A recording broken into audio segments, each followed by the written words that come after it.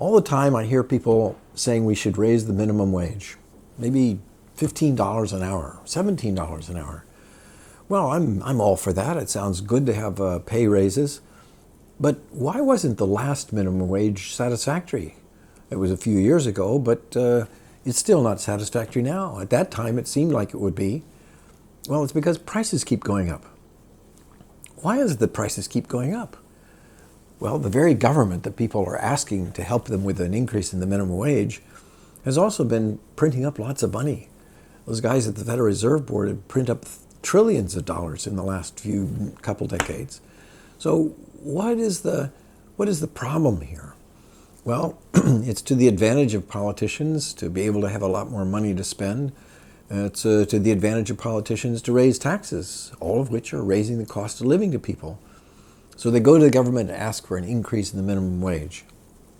But wouldn't it be better to just not be printing up so much money, to not have the prices rise in the first place? That would be a real pay increase for workers if the increase in productivity meant that their money could buy more and more over time.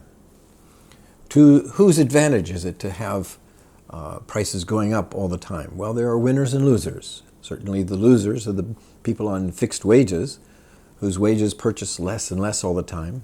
People with savings and pensions, well, they have a harder and harder time to make a living because prices are going up and eroding their income. It's essentially a pay cut for them.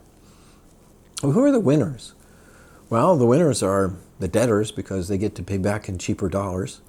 The people who own gold and land and things that go up in value during times of inflation. And the people who get to print the money.